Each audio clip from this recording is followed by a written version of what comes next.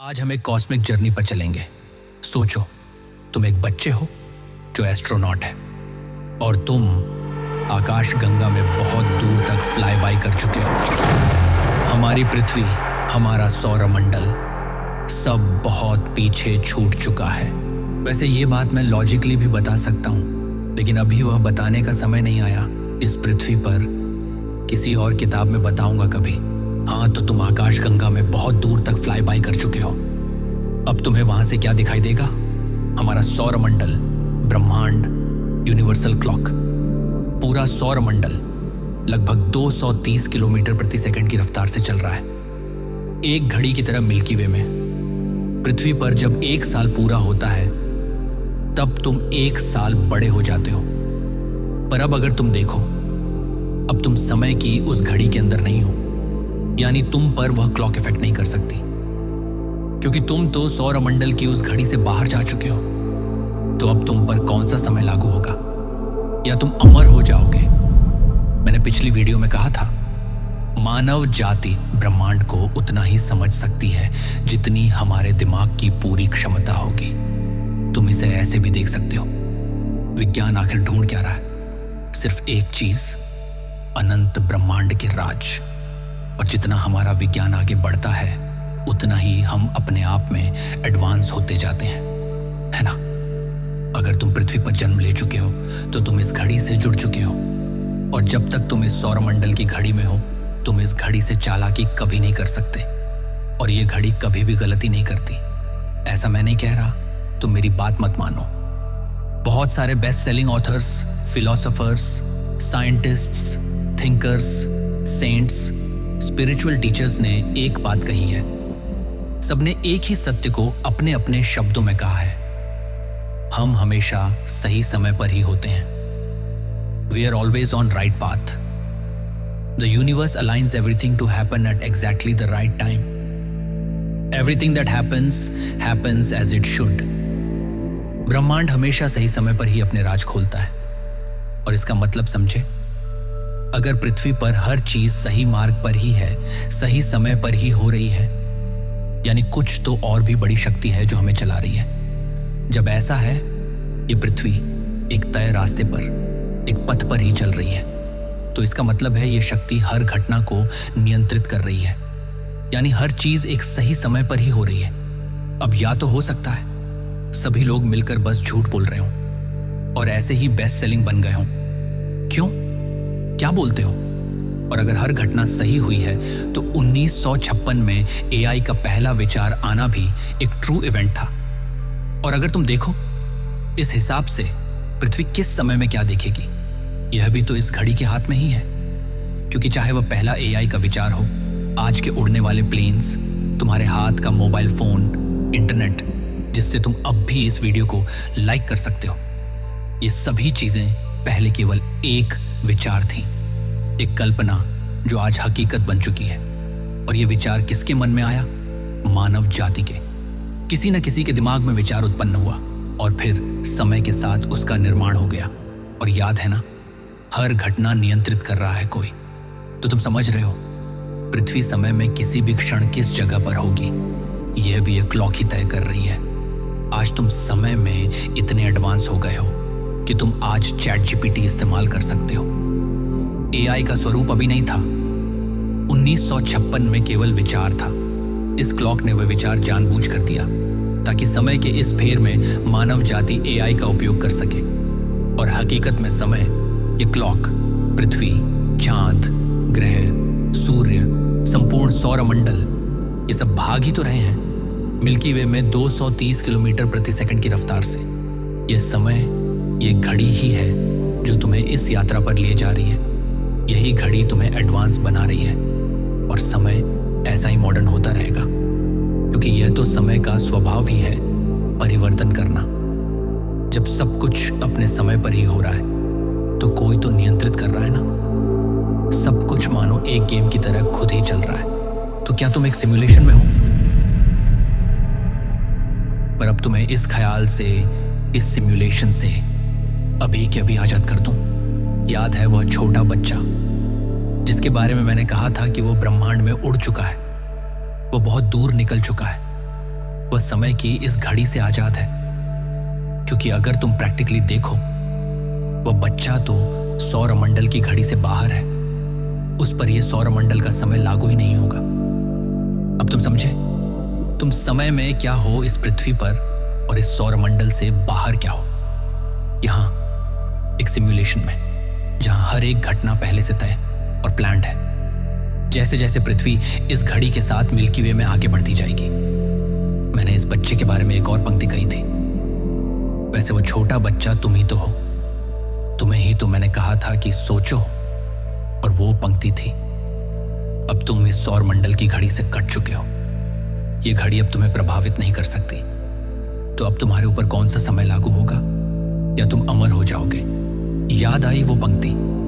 और मैंने ये भी कहा था कि इसे मैं तर्क से भी सिद्ध कर सकता हूं। तो क्या इसका मतलब है कि हम सच में इस घड़ी से आगे बढ़ सकते हैं? इस सिमुलेशन जिसमें हम बस समय यात्रा कर रहे हैं, क्या तुम उससे जाग सकते हो? यानी क्या तुम समय के इस भ्रम, इल्यूजन से बाहर निकल सकते हो?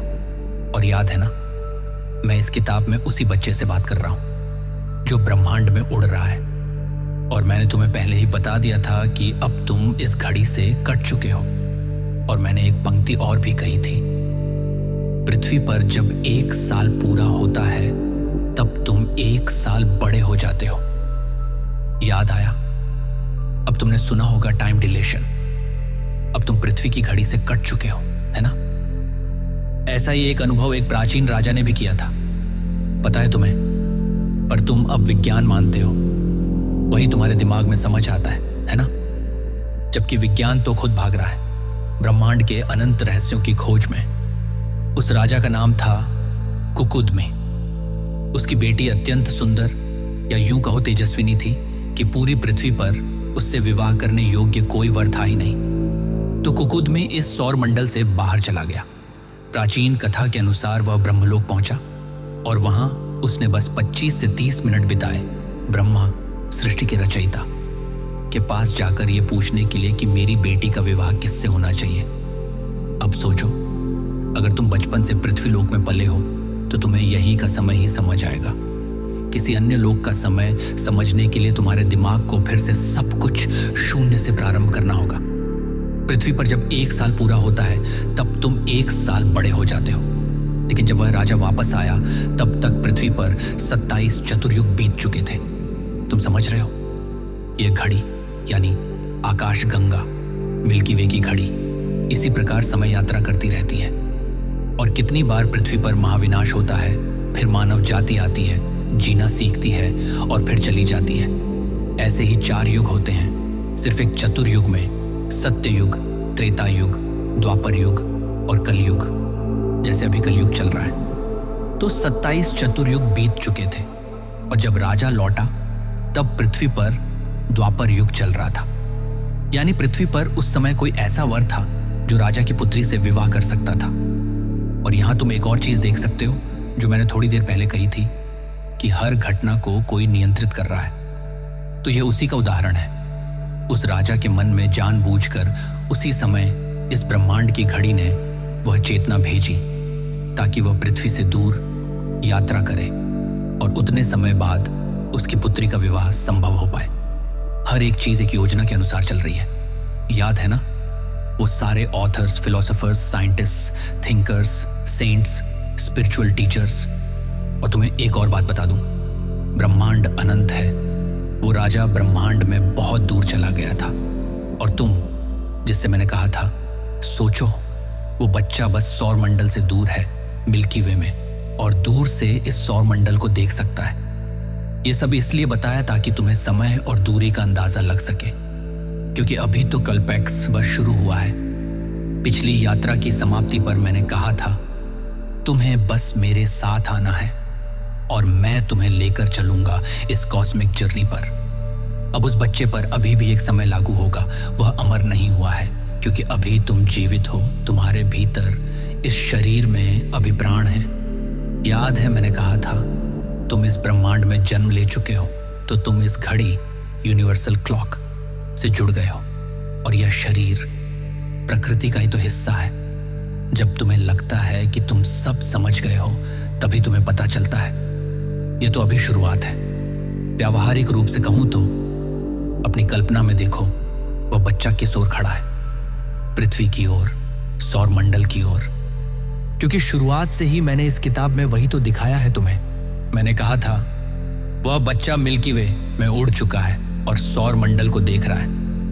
पर क्या उस बच्चे ने पीछे मुड़कर देखा तो अब तुम्हें क्या दिखेगा? फिर से अनंत ब्रह्मांड, यानी कि अभी भी अनगिनत संभावनाएं। अब तुम्हें एक और बात महसूस होगी कि हम इस ब्रह्मांड में कितने छोटे हैं, यानी जो वहां मिल्की वे में सारे घटनाओं को नियंत्रित कर रहा है वह शक्ति अभी भी अस्तित्व में है। अब इस ओर भी देखते हैं। आज तुम देख रहे हो कि इस घड़ी ने तुम्हें आधुनिक बना दिया है। तुम्हारे पास डिजिटल मेमोरी है जहां तुम सब कुछ सहेज सकते हो।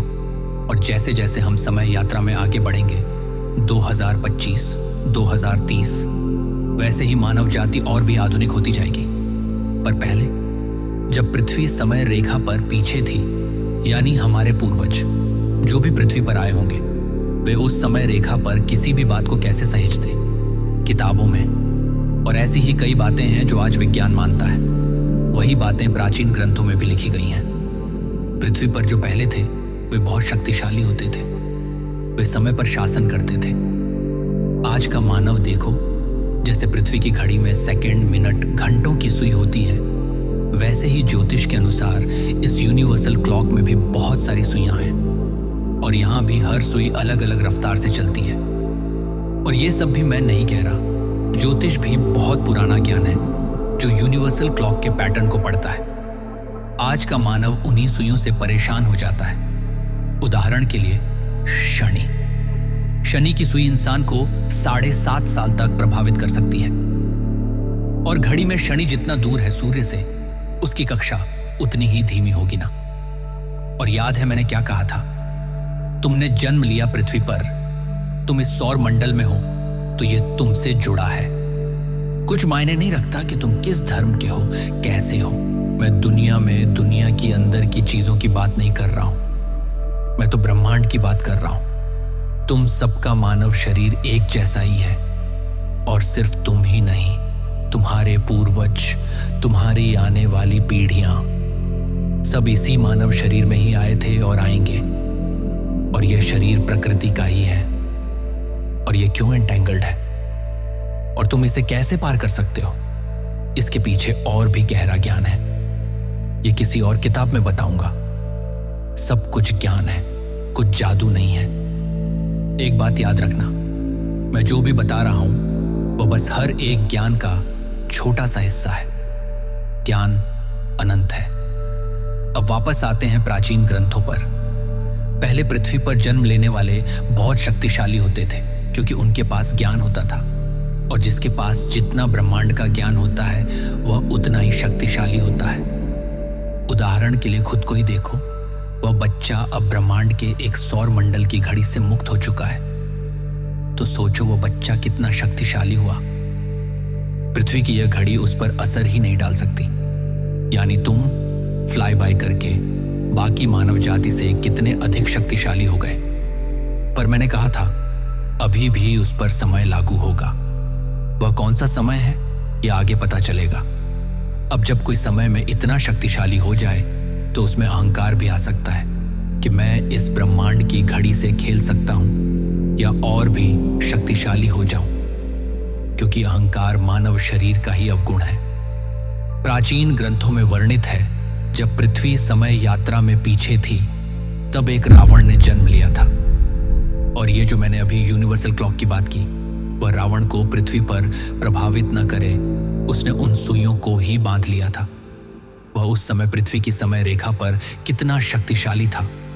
और इतना शक्तिशाली होना कोई जादू नहीं है, सब ज्ञान है। तुम समय में जितना ऊपर उठते हो उतने ही शक्तिशाली हो जाते हो। अब अगर देखो तो रावण ने किया क्या? उसने इस घड़ी के गियर को ही जाम कर दिया। पर यह सौर मंडल अकेला एक गियर नहीं है, इसमें और भी कई गियर हैं। और जितना ऊपर का गियर होगा वह उतना ही धीरे चलेगा और उतना ही शक्तिशाली होगा। यूनिवर्सल क्लॉक में इसे ऐसे समझो, एक युग आता है, फिर 4 युग मिलकर एक चतुर्युग बनता है। फिर 71 चतुर्युग से एक मनवंतर बनता है, यानी लगभग 306 करोड़ 7 लाख 20 हजार वर्ष। फिर 14 मनवंतर से एक कल्प बनता है, और इसी तरह ये गियर और ऊपर भी चलते हैं। विज्ञान भी तो मैंने बताया था ब्रह्मांड के रहस्यों को जानने में ही लगा है। विज्ञान उतना ही आधुनिक होगा जितना यह यूनिवर्सल क्लॉक चाहेगी। विज्ञान तो पहले यह भी नहीं मानता था कि सूर्य हमारा पूरा सौर मंडल लेकर मिल्की वे में यात्रा कर रहा है, पर अब मानता है। तो ऐसे ही ये सारे गियर आपस में जुड़े हैं। इसे विज्ञान के इन्फिनिटी गियर मॉडल से भी समझ सकते हो। अब तुम खुद सोचो, आज की मानव जाति ब्रह्मांड को समझ भी पाई है क्या? इन गियर को छेड़ना तो बहुत दूर की बात है, क्योंकि हमारे पास अभी इतना ज्ञान ही नहीं है। अभी तो हम बस सोच रहे हैं कि क्या इंसान किसी और ग्रह पर रह सकता है, और ऐसा इसलिए क्योंकि अभी कलयुग चल रहा है। वह अभी शुरू ही हुआ है। पूरा कलयुग 4,32,000 वर्षों का है, और अभी लगभग 5,000 साल ही हुए हैं। जैसा कि अब तुम जान चुके हो, ब्रह्मांड उतना ही रिवील करता है जितना उस समय के लिए पर्याप्त होता है। समय के साथ हम और आधुनिक होते रहेंगे, जितना हमें इस ब्रह्मांड के राज पता चलते रहेंगे। अब मैंने बताया था कि तुम यूनिवर्सल क्लॉक से चालाकी नहीं कर सकते। जब रावण ने सौर मंडल के गियर को जाम कर दिया, तब उससे ऊपर के गियर हरकत में आए। और जैसा मैंने कहा था, यह पूरा ब्रह्मांड प्रकृति ही है। हम इसे प्रिडिक्ट नहीं कर सकते। और फिर जब रावण का समय पूरा हुआ तो उसे श्री राम ने मार दिया, और श्री राम को विष्णु का अवतार कहा गया है प्राचीन ग्रंथों में। यानी इसे तुम हायर डायमेंशंस के गियर के रूप में भी देख सकते हो। इसी तरह ये गियर चलते रहते हैं। अब तुम समझे, वह छोटा बच्चा क्यों समय के अधीन ही है। सौरमंडल से बाहर होने के बाद भी भले ही उस पर पृथ्वी जैसा समय लागू ना हो, पर कोई ना कोई समय उस पर जरूर लागू होगा। और इसी तरह मानव जाति भी समय के साथ उन्नत होती रहेगी। जब सही समय होगा, तब हम भी पृथ्वी के अलावा कहीं और रहने लगेंगे। हमारे पास भी वही तकनीक आ जाएगी। और कुछ भी आने के लिए वह पहला विचार तो किसी न किसी मानव के मस्तिष्क में ही आता है।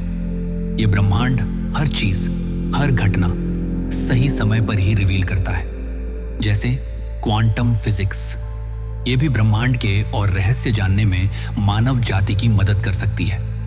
और उसके लिए 1980 में पहला विचार आया था कि हमें क्वांटम कंप्यूटर बनाना चाहिए। और आज तुम देख रहे हो, 45 साल बाद अब क्वांटम कंप्यूटर कभी भी एक नई वास्तविकता बन सकता है। अभी हम बस उसे एफिशिएंट बनाना सीख रहे हैं। अब सोचो, अगर क्वांटम कंप्यूटर का विचार किसी को 2000 में आता, तो हम 45 साल में से अभी पूरे 20 साल पीछे होते। पर जैसा मैंने और कई अन्य महान लोगों ने कहा है, ब्रह्मांड हर चीज सही समय पर ही रिवील करता है। तो इसका मतलब है कि जल्दी ही पृथ्वी पर बड़े बदलाव होने वाले हैं, क्योंकि यह ब्रह्मांड चाहता है कि मानव जाति को भौतिकी, फिजिक्स के इस ब्रह्मांड के और भी रहस्य पता चले। वैसे आने वाला ये क्वांटम कंप्यूटर और फ्यूचर एआई इस ब्रह्मांड में एक बड़ा रोल निभाने वाले हैं। इसकी झलक तुम्हें हमारी एक और वीडियो में मिलेगी, first digital baby is born. इसे तुम ऊपर आई बटन पर भी देख सकते हो और एंड स्क्रीन्स पर भी। और यहाँ कल्पेक्स में हम ऐसी ही ज्ञान और विज्ञान की बातें करते हैं। हमारे चैनल का हर वीडियो तुम्हें आने वाले समय की एक बड़ी पहेली को समझने का नजरिया देगा। और अभी तो कल्पेक्स में मैंने अपनी किताब लिखना शुरू ही किया है। तुमने बस मेरे साथ आना है।